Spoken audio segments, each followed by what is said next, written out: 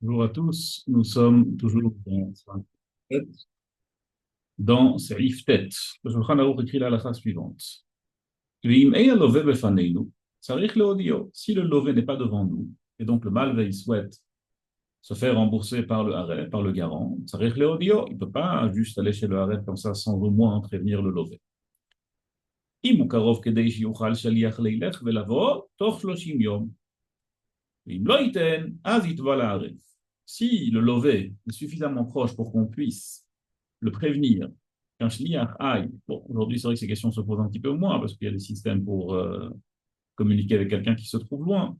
Mais mettons que la personne se trouve loin, on n'a pas moyen de communiquer avec elle, on a besoin de 30 jours jusqu'à ce que le shliach parte là-bas et revienne pour qu'on ait la réponse, est-ce que le love il compte rembourser ou pas. Alors dans ce cas-là, on envoie le shliach avant d'aller chez le harem, on envoie le shliach chez le lové pour lui dire, voilà, tu ne m'as pas remboursé, et si tu ne me rembourses pas, je vais aller chez le harem. Vim loiten azit balare. C'est seulement s'il ne donnera pas, après avoir envoyé le shliach là-bas, là où se trouve le lové, qu'il ira chez le haref, que le malvé pourra aller chez le haref. Vim humim dinatayam. Si le lové se trouve à l'étranger, très loin, shi efshar leodio, on ne peut même pas l'atteindre. D'accord? Ça peut arriver ça aussi de nos jours. Si le lové a disparu, il n'a pas laissé de traces. Maintenant, pour le trouver, on a besoin de beaucoup de travail. Évidemment, il n'a pas de biens ici, parce que s'il a des biens, alors j'ai qu'à saisir les biens. Oh, Imugavra Alma de l'Otsaïdina. Ou bien c'est un homme qui est violent et qui n'écoute pas le Beddin. Ah, ça c'est autre chose. Lorsqu'il s'agit de quelqu'un de violent qui n'écoute pas le Beddin, ça ne sert à rien de l'appeler, puisqu'on sait que de toute façon, il ne va pas écouter le Beddin. Dans ce cas-là, nous dit Shulchan Aruch, Az itba et aref dans ce cas-là, il ira directement chez le harem, il ira directement chez le garant, puisqu'il n'a rien à chercher chez le love, et puisque de toute façon, le love est un gavra alam de l'otsaïdin, c'est un gavra violent qui n'écoute pas le din. Donc autant aller directement chez le harem. Et après,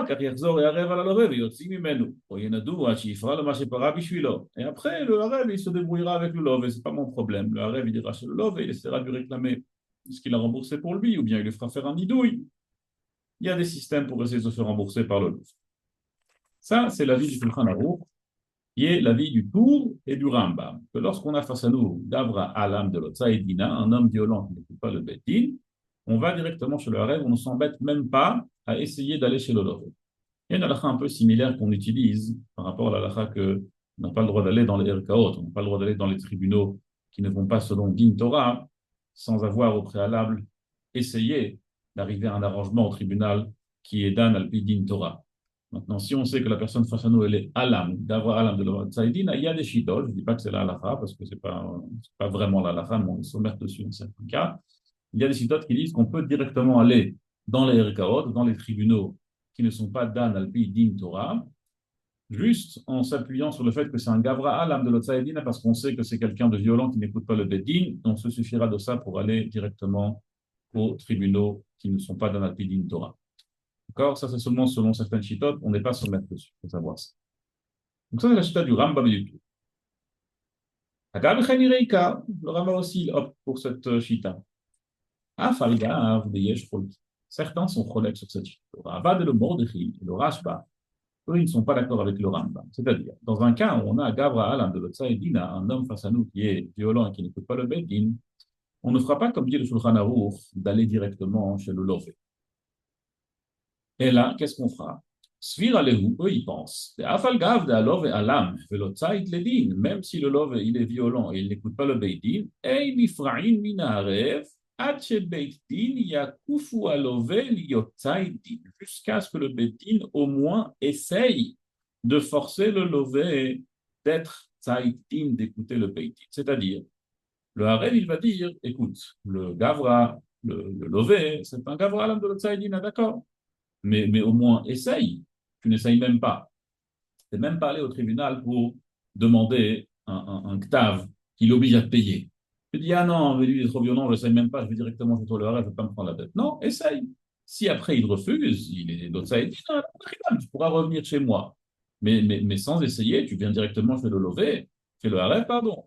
Donc, dit le Rav de Mordechai, on n'ira pas directement chez le Haref, même si le Lové est un homme violent qui n'écoute pas le bébé. Rabbeinu Yerucham, il fait une pshara entre les deux chidotes. Il lui dit ça dépend. Si le lové savait depuis le début que le malvé, pardon, le prêteur savait depuis le début que le lové c'était un homme violent, alors il ne peut pas 20 ans maintenant dire ah non, mais lui il est violent, je ne sais même pas, je vais chez le harem. Qu'est-ce que tu prêtes à une personne comme ça? Si tu prêtes, ça veut dire que tu savais que ça allait risquer d'être comme ça. Alors si tu le savais, oh, maintenant essaye avant d'aller chez le harem. Tu ne peux pas mettre toute la responsabilité du harem tout en sachant que le lové c'est un homme qui est violent et qui est l'autre dina. Lorsque tu as essayé ou lorsque tu ne savais pas, alors là on t'écoute, ben ok, je ne savais pas, finalement il s'avère que c'est un cabra alam. Alors je vais chez le harem parce que je ne veux pas de toute façon perdre mon temps.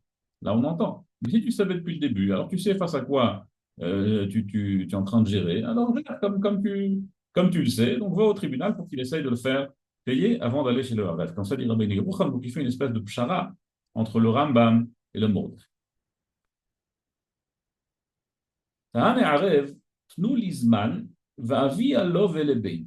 Si le Harev, il a dit, donnez-moi un peu de temps, et moi, je vous emmène l'emprunteur. Donnez-moi un peu de temps. Si on sait où se trouve le lové, on sait où il se cache. C'est pas qu'il a disparu dans la nature et maintenant ça peut lui prendre des mois et des mois. Non, on sait où il se cache. Et le Harev, il dit, moi, je vais vous l'emmener. On lui donne un peu de temps. Il demande un mois, 2 mois, 3 mois. S'il nous donne un laps de temps qui est logique et nous on sait où est-ce qu'il peut se trouver le lové, alors on lui donne ce laps de temps pour qu'il nous amène le lové. Et si on ne sait pas, Stam il nous dit moi je vais vous l'emmener, mais on n'a pas la moindre idée où est-ce qu'il se trouve. Notre Lozman, on lui donne 30 jours. Dès que le Harev a emmené le lové au Beidin, le Harev s'est rendu patour parce que maintenant, le malvé, il n'a qu'à dealer avec le lové. Jusqu'à ce que l'emprunteur, il jure qu'il n'a pas d'argent. S'il jure qu'il n'a pas d'argent, dans ce cas-là, il n'aura pas d'autre choix que d'aller chez le Harev. Mais tant qu'il n'a pas juré, le Harev, il est en sécurité. C'est maintenant entre le malvé et le lové, et lui, il n'a plus rien à voir avec cette histoire. Et Vio Harev, tout ça, c'est le Rama qui ramène le nom du tout. Vio Harev, Beinash Mashrot.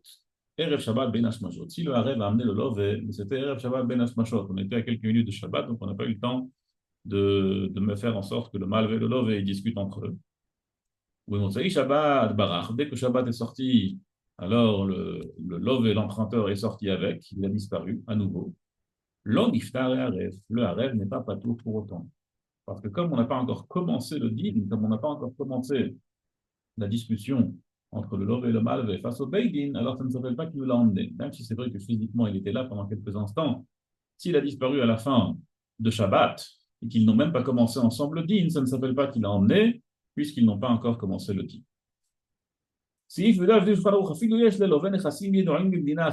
Même si on sait que le lové il possède des biens dans un autre pays, Nifra mais Harev Trila, le malvé il a le droit d'aller d'abord chez le Harev. Et le Harev va pas lui dire oui, mais lui il a des nefassim aux États-Unis, alors va les chercher là-bas. Parce qu'on ne dit pas au prêteur de sortir 200 pour obtenir 100. Imaginez maintenant aller dans un autre pays pour saisir des biens qui sont très loin.